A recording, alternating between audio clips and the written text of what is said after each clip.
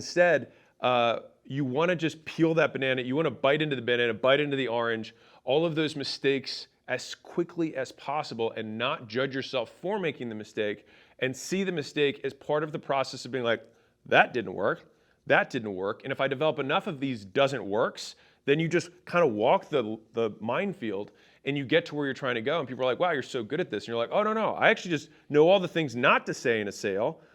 And then they end up buying. I just avoid all that. And then they buy. And to be clear, I think I have a similar piece of advice, but for very different reasons, of telling young men in general, or men, to work harder. And it's not because I think it's some sort of, beating your chest, I'm an alpha, whatever thing. It's just that for me, the point of my life is to become the best version of me. And in order to do that, I need to learn, because there's a huge discrepancy between where I am and where I want to go. And the discrepancy is going to get filled with skills, which means that I need to do repetitions to acquire failures that I can learn from to get better from.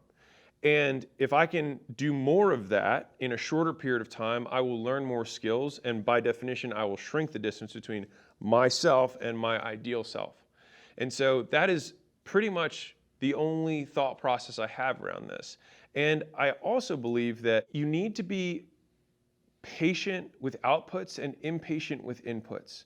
So let me unpack that. Patience in general is figuring out what to do in the meantime. So when someone says, hey, be patient, what they just mean is figure out something else to do in the meantime. And so if I'm telling you to be patient with outputs, it means that you basically just have to figure out something else to do in the meantime while you wait for outputs to occur. Because you can't output, money doesn't appear. You have to do something and then money happens, right? But the doing something part is the thing that you can control. The money happening is the part that you don't control, that comes afterwards. It's an outcome, right? And so when I say patient with outputs, that's the first part. The second part is impatient with inputs. And so if being patient is figuring out what to do in the meantime, impatience is doing the thing in the meantime, right? And so it's the opposite of that. It's the thing you do in the meantime. And so if you want to be impatient with the input is the thing. That's the action you do.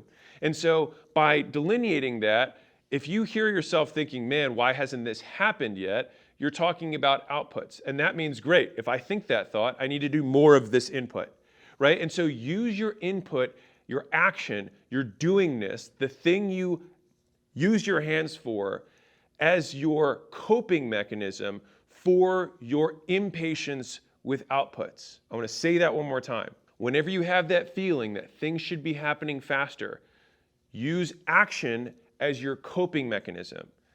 I used to write this down a lot and say it, which was action alleviates anxiety. And so when I would have this anxiety about the future of like, why haven't I made it yet? Why are these other people doing better than me? Like, is this not going to work? What if I'm on the wrong path? Action alleviates anxiety. The only thing I could control with that is that I would work, is that I would get better. And the key point there was that it wasn't just working for work's sake, it was working with the intention to improve. And so you want to do repetitions because by doing things more times you get better at them, typically just by accident. But if you're deliberate about the point of doing this, when I started working at a gym, going from a white-collar job, it wasn't because I wanted to become a trainer for the rest of my life.